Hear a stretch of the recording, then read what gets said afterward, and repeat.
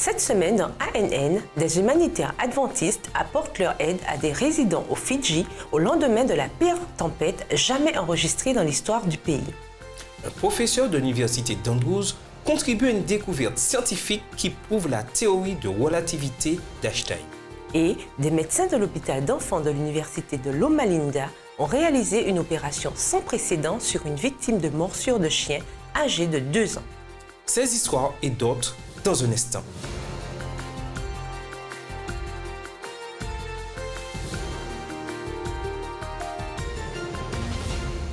Vous regardez ANN, un programme de l'Église adventiste du 7e jour mondial. Merci beaucoup de nous regarder cette semaine. Pour commencer les nouvelles, les îles Fidji sont en ce moment sous le coup d'un état d'urgence de mois, tandis que le pays se remet de la pire tempête tropicale qui a frappé l'archipel du Pacifique Sud. Le cyclone de catégorie 5 Winston a frappé le pays le 20 février avec des vents allant jusqu'à 320 km/h ou presque 200 000 heures. Les vents et la pluie destructeurs ont causé la mort d'au moins 29 personnes et l'évacuation forcée de plus de 13 000 autres. Le premier ministre des Fidji, Voreke Bainimarama, a dit aux habitants que bien que la tempête soit terminée, la nation a encore un long chemin à faire pour retrouver une vie normale. Il a déclaré, je cite, « Nous nous rendons compte à quel point ceci est traumatisant pour vous et vos familles, et nous faisons appel à votre patience et votre compréhension. Mais en tant que Premier ministre, je veux aussi que vous sachiez que nous n'aurons point de repos jusqu'à ce que nous arrivions jusqu'à vous et vous apportions l'aide dont vous avez tant besoin et mérité. » Fin de citation. Avant que la tempête ne frappe, l'Agence adventiste de développement et de l'aide humanitaire en Australie avait apporté à l'avance des milliers de provisions, y compris des cachets de purification d'eau, des kits de premiers secours et du savon pour anticiper des sources d'eau contaminées et des blessures dues à la tempête. ADRA International, Australie et Nouvelle-Zélande sont en train de récolter des fonds actuellement pour faire face aux besoins des habitants du pays qui se remettent doucement de la dévastation. Pour en savoir plus, visitez adra.org. Au début du mois, une découverte scientifique majeure prouvant une prédiction faite par le physicien légendaire Albert Einstein il y a 100 ans fut communiquée. L'interféromètre laser, la Gravitational Wave Observatory, comprenait l'Observatoire d'ondes gravitationnelles, et la National Science Foundation, comprenait la Fondation nationale de la science, ont révélé qu'ils avaient découvert un moyen pour mesurer les ondes gravitationnelles, soutenant ainsi la théorie d'Einstein sur la relativité. Tiffany Summer-Scales, maîtresse de conférences associée en physique à l'université Andrews, faisait partie de l'équipe de 1000 chercheurs qui ont travaillé sur leur projet depuis l'an 2000. L'université Andrews a envoyé ce rapport. Quand une équipe de scientifiques a annoncé il y a 2 semaines qu'elle avait entendu et enregistré le son de 2 trous noirs qui se heurtaient à des milliards d'années-lumière, ils ont confirmé ce qu'Einstein avait prédit il y a environ 100 ans, l'existence d'ondes gravitationnelles qui, jusqu'ici, étaient indétectables. Vous avez entendu le bruit? D'après la théorie de la relativité générale d'Einstein, la masse courbe l'espace-temps, mais si la distribution de la masse change, la courbure doit aussi changer. Le changement s'étend vers l'extérieur à travers l'espace comme l'ondulation sur un étang. Ces ondulations, aussi appelées ondes gravitationnelles, sont très faibles. Seulement les événements les plus catastrophiques d'objets massifs dans l'univers sont en mesure de produire des ondes gravitationnelles de force mesurable. L'annonce faite par le LIGO, Laser Interferometer of Gravitational Waves Observatory, l'Observatoire de l'interféromètre laser d'ondes gravitationnelles et la Fondation internationale de sciences, fut célébrée à l'université Andrews où une des scientifiques du LIGO a travaillé pour faire de cela une réalité. Tiffany Summer-Scales, professeure agrégée de physique à l'université d'Andrews, fait partie des 1000 scientifiques originaires de plusieurs endroits dans le monde qui ont étudié la gravité et la manière de prouver la théorie d'Einstein. Elle a travaillé sur le projet depuis l'an 2000 quand elle a commencé ses recherches de 3e cycle. Le 19 février, des élèves de la faculté se sont réunis à l'auditorium Newport où Dr. Summer-Scales a présenté un cours sur la première mesure d'ondes gravitationnelles. This discovery just kind of points out, or it reinforces in my mind, Cette découverte, en quelque part, met en évidence et renforce, selon moi, non seulement à quel point l'univers est large, vaste et merveilleux venant d'un créateur grand et merveilleux, mais aussi à quel point l'univers est inattendu et plein de surprises arrangées de façon inattendue. Quand vous observez les étoiles à l'extérieur, vous pouvez voir les étoiles, mais vous n'auriez jamais imaginé en regardant simplement les étoiles que toutes ces autres choses, telles que les trous noirs et autres événements simples, se passent tout le temps. Et cela met en évidence à quel point Dieu a fait un univers diversifié et surprenant.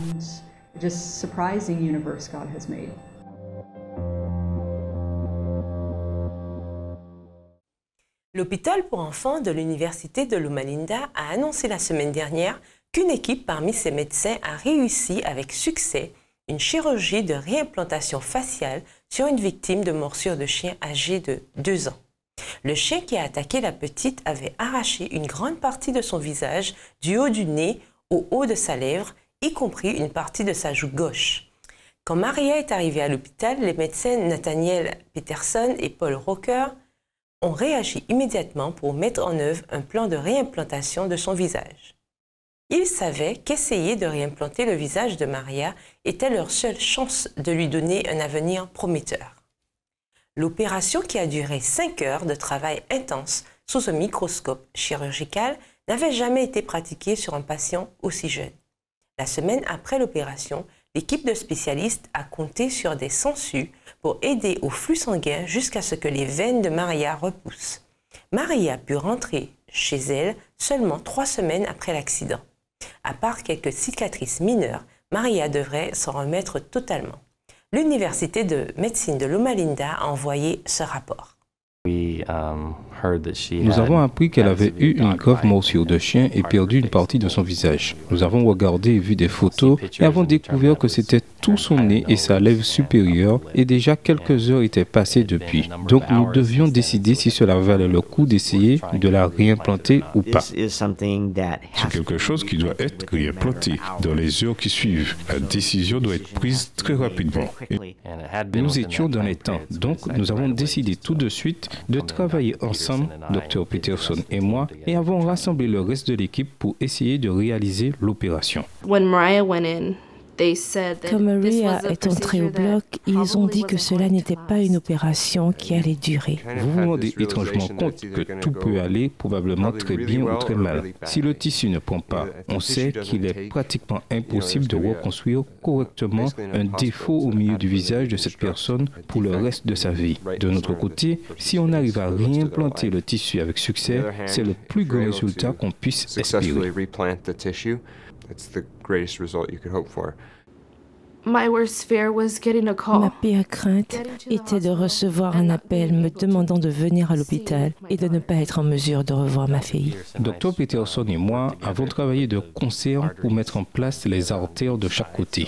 Il a fait son côté et moi le mien. Nous assistons mutuellement. C'était vraiment important à cause de la taille et la difficulté technique de cette opération sous le microscope. À l'heure du bilan, nous nous sommes dit, eh bien, il semble que nous ayons fait de notre mieux. Maintenant, nous devons nous en remettre au SAMU et à la section de soins intensifs. Et avec de la chance, cette opération sera un succès. Vers 13h30, j'ai reçu un message disant « L'opération est maintenant terminée. Maria est en pleine forme. » Quand j'ai demandé combien de temps je devais rester au foyer Ronald McDonald, il m'a été dit « Dans son état, vous y resterez probablement pendant quelques mois, peut-être 2 mois voire plus. Et Maria a tellement de chance de rentrer à la maison 3 semaines plus tard. » Je veux dire, c'est remarquable. Cette taille d'avulsion faciale est vraiment unique vu son âge et la taille de l'avulsion. C'est l'une des plus larges blessures avulsives, réimplantée avec succès chez une patiente aussi jeune. Honnêtement, ceci est peu fréquent et simplement la blessure est aussi plutôt rare. C'est la première dont j'ai entendu parler aux États-Unis. Elle va vraiment bien et je l'ai vue à nouveau au cabinet et c'est simplement génial. Et c'est cela qu'on veut. On veut vraiment qu'elle retrouve son enfance. Nous savions que si cela marchait, ce serait, vous savez,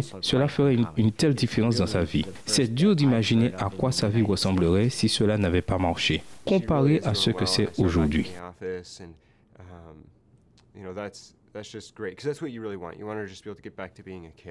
Il y a quelque chose avec laquelle elle devra vivre. Ce sont les cicatrices et autres. Mais comparé à ce que c'est de ne pas avoir votre nez, votre lèvre, cela fait une grande différence et que cela ait marché et d'y avoir participé, il y a de quoi être satisfait. Your whole nose and your whole lip gone, it's just a remarkable difference. And so to have that work and to be a part of that, it's just very rewarding.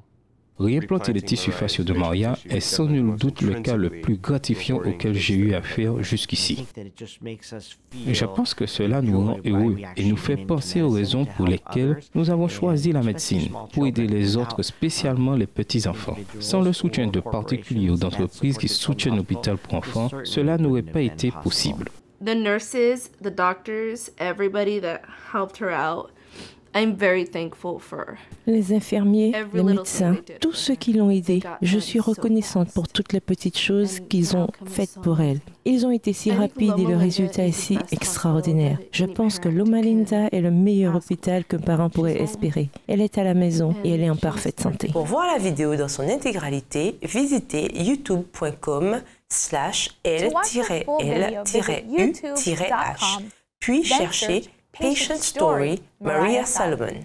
Ted Wilson, président de l'Église adventiste du 7e jour, a récemment terminé les voyages qu'il a effectués à travers le Moyen-Orient. Durant sa tournée, il a passé du temps en Israël pour encourager les membres adventistes à garder la foi en Jésus. William Costa Jr., le directeur des communications de la dénomination, qui a accompagné Wilson durant la tournée au Moyen-Orient, a préparé ce reportage sur le temps qu'ils ont passé en Israël. Shalom! Shalom! Shalom! Shalom! The most common greeting among Jewish people is Shalom. Le salut le plus commun chez les Juifs est Shalom. Israël se trouve dans une région troublée, pleine de conflits, tout en maintenant la stabilité. C'est pour cela qu'il est complètement logique que les gens saluent en disant Shalom, qui veut dire paix. Depuis plusieurs millénaires, les Juifs gardent le sabbat comme les adventistes du 7e jour. Quand le soleil se couche le vendredi, c'est sacré. La salutation la plus commune chez les Juifs When the sun sets on Friday, God's holy day, the most common greeting among the Jewish is Shabbat Shalom! Shabbat Shalom! Shabbat Shalom! Shabbat Shalom! Shabbat Shalom! a peaceful Sabbath. Un sabbat de paix est ce que Dieu donne aux adventistes du 7e jour qui vivent en Israël. Presque 700 frères et sœurs juifs furent bénis par une journée ensoleillée. Il est important pour nous d'encourager nos frères et sœurs ici, de leur apporter le sentiment qu'ils font partie d'une église mondiale, qu'ils font partie du mouvement adventiste. Rassemblés dans l'auditorium du YMCA à Jérusalem, l'auditoire a profité de la paix et des bénédictions de sabbat spécial. Il est si essentiel ici en Israël que les membres d'église ressentent le soutien du reste du monde. Des chorales et des groupes instrumentaux ont loué Dieu. Des témoignages et des reportages ont inspiré l'audience. La congrégation chantait avec émotion et enthousiasme.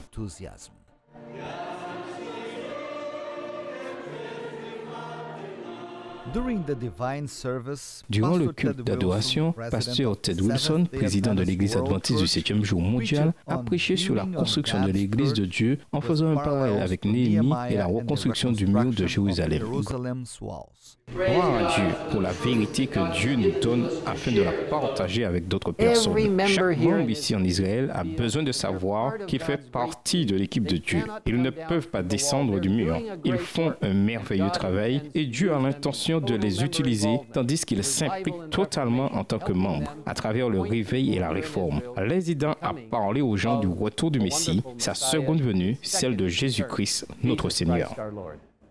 By God's mercy, the Seventh-day Adventist Church in Israel has Par la grâce de Dieu, l'Église adventiste du 7e jour en Israël a presque 800 personnes qui suivent. Il rassemble 21 églises et groupes sous la direction de 7 pasteurs. Malgré les défis et les limites, l'Église est consolidée dans cette partie du monde et avance par la foi, croyant à la protection de Dieu et la direction de cet esprit. En direct d'Israël pour ANN, Adventist News Network, réseau de nouvelles adventistes, Shalom.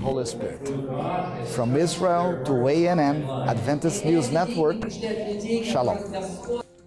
Il y a quelques changements majeurs qui se déroulent à Hope Channel en ce moment, le réseau officiel de diffusion de l'Église adventiste du 7e jour.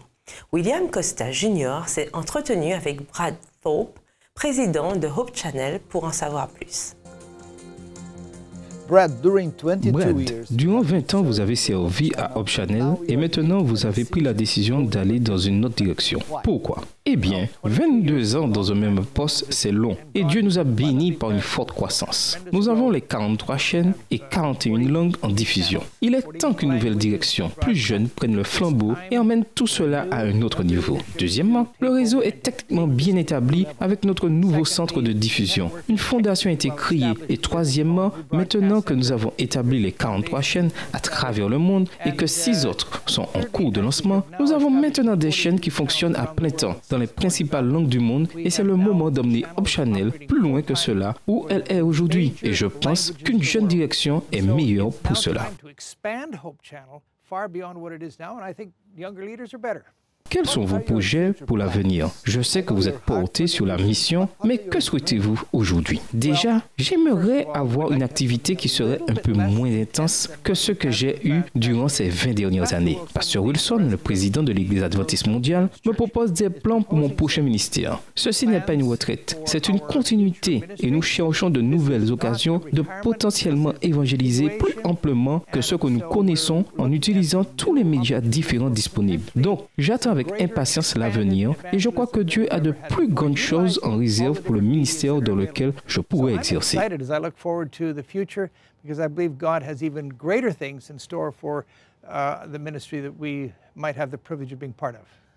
Merci beaucoup, que Dieu vous bénisse. À suivre, apprenez comment un centre adventiste en Corée a aidé des familles multiculturelles à entrer dans les fêtes de la nouvelle année lunaire. Mais tout de suite, regardez ce qui a motivé plus de 500 jeunes et jeunes adultes adventistes à faire du vélo tout en portant des messages d'espoir à travers la ville de Mexico City. My brother's unexpected death shocked me into changing my life. La mort inattendue de mon frère m'a choqué et a changé ma vie. Un ami à moi m'a dit « Pourquoi ne ferais-tu pas un triathlon ?» Alors j'ai fait de la natation, du cyclisme et de la course jusqu'à ce que je découvre que la vie est plus que la force humaine. Je cours parce que ma santé est importante. Je crois parce que ma foi est importante. Je m'appelle Ed et je suis un chrétien. Je suis un homme de fer et j'ai découvert que ma vie est importante.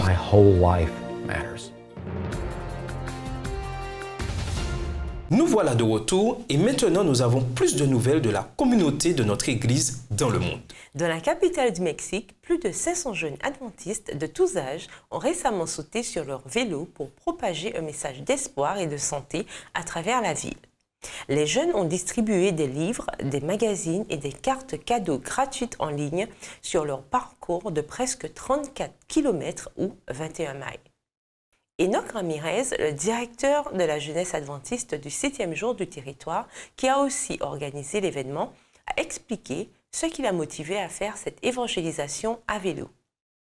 Il a déclaré, je cite, « Nous voulions mobiliser nos jeunes, leurs amis et nos membres qui ont l'esprit jeune afin qu'ils soient actifs et participent aux nouvelles méthodes attirantes pour témoigner dans cette grande ville. » D'après Ramirez, les jeunes ont distribué plus de 2000 copies du livre Vers Jésus, ont diffusé 6000 cartes des formations aux gens qui ont manifesté leur intérêt pour des études bibliques en ligne et ont partagé des astuces sur la manière de vivre en bonne santé. Vu le succès de l'initiative auprès des jeunes participants, les dirigeants de l'église locale ont l'intention d'organiser des programmes de cyclisme similaires tout au long de l'année.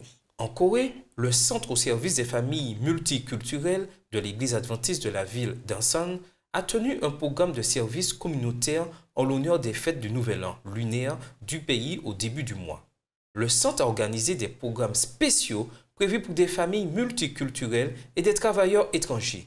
Des visiteurs qui ont participé à une formation de 3 mois qui avait lieu au centre ont montré des vêtements qu'ils avaient confectionnés lors d'un défilé de mode organisé par le centre.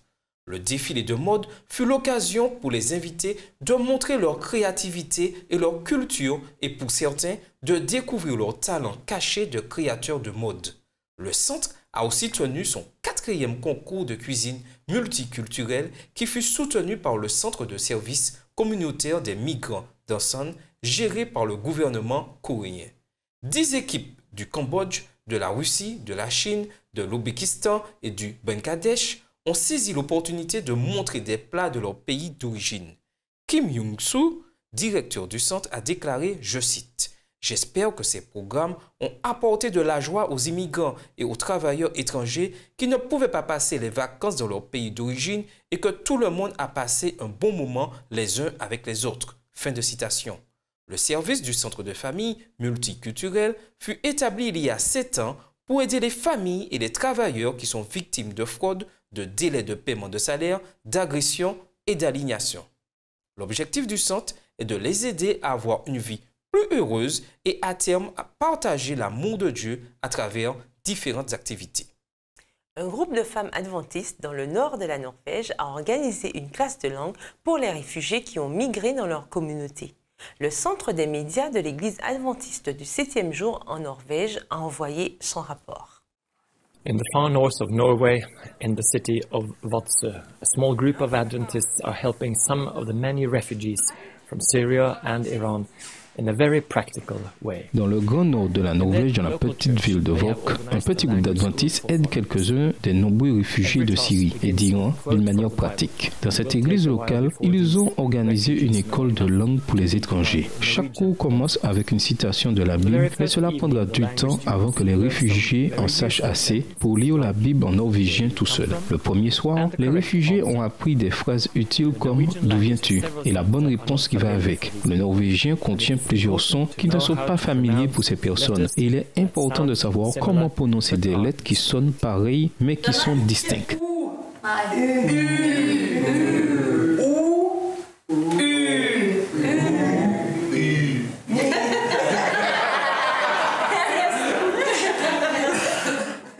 Les femmes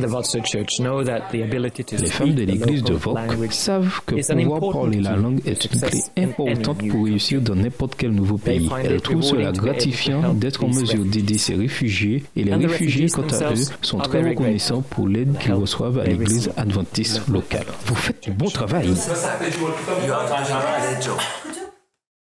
Découvrez ce qui s'est passé cette semaine dans l'histoire de l'adventisme. Mais tout de suite, découvrez quel type de nourriture grasse que vous pouvez manger régulièrement.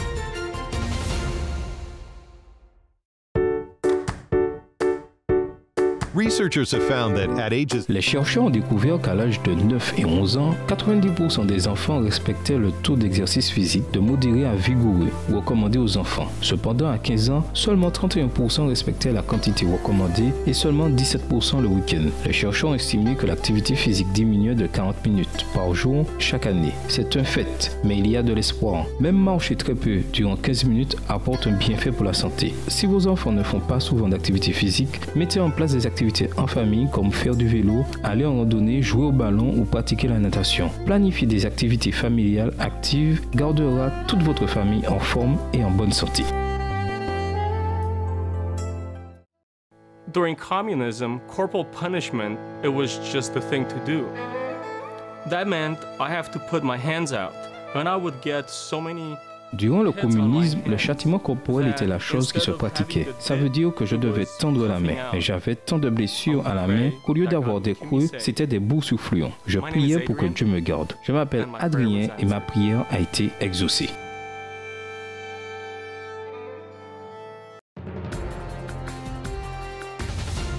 Nous revenons dans un instant avec nos rubriques hebdomadaires.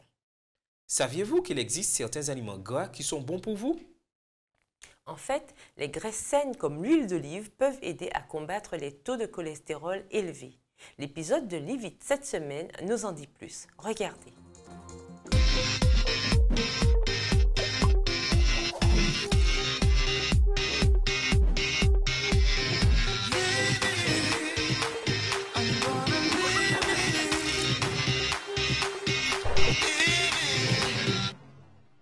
What comes to mind when you think of the Mediterranean? Qu'est-ce qui vous vient à l'esprit quand vous pensez à méditerranéen? Peut-être une magnifique côte italienne ou un voyage pour des vacances de rêve. Ou qu'en est-il du repas? Le régime italien a beaucoup d'avantages pour la santé qui peuvent nous aider à réduire nos risques de maladies cardiaques. C'est une triste réalité qu'un décès sur 4 en Amérique soit le résultat de maladies cardiaques. Un des facteurs à risque principal, c'est quand on a un fort taux de cholestérol. Le cholestérol est une substance gélatineuse et du genre gras. Quand le corps en fabrique trop, il peut s'installer sur les parois de vos artères. Cette accumulation hypertension restreint la quantité de sang et d'oxygène qui circule dans votre corps et peut finir par provoquer un AVC, une crise cardiaque ou d'autres formes de maladies cardiaques. Manger un régime méditerranéen traditionnel réduit le risque de maladies cardiaques. Le régime alimentaire méditerranéen traditionnel est composé de légumineuses et de légumes et de céréales complètes, de fruits, de noix, d'huile d'olive au lieu du beurre et autres types de gras, de petites quantités de produits laitiers et de petites quantités de viande. Le régime méditerranéen a beaucoup d'avantages pour la santé parce qu'il contient de grandes quantités d'antioxydants, de protéines et d'oméga 3. Et au lieu d'éviter complètement les graisses, vous devriez ajouter à votre régime alimentaire des graisses saines qui combattent le mauvais cholestérol. Pour avoir les bonnes graisses insaturées, substituez pour l'huile d'olive les noix et les graines aussi bien que de l'avocat dans votre régime alimentaire. Vous pouvez utiliser l'huile d'olive pour des vinaigrettes, pour frire, faire des desserts ou remplacer le beurre en trempant votre pain dans de l'huile d'olive. Les graisses dans l'huile d'olive sont pour la plupart monoinsaturées, ce qui aide à avoir moins de cholestérol. La seconde astuce, c'est de manger plus de légumineuses, telles que les haricots, les lentilles et les pois chiches. Une nourriture traditionnelle méditerranéenne, telle que le houmous, est faite avec des pois chiches et de l'huile de graines de sésame complète. Essayez d'ajouter de l'houmous dans votre prochain sandwich ou utilisez-le comme mousse à tartiner avec du pain pita, des bâtonnets de carottes et d'autres légumes. La troisième astuce est de manger plus de fruits à coque et de graines comme des amandes et des noix. Une chose que vous pourriez essayer au lieu d'avoir un plat de bonbons, remplissez-le d'amandes.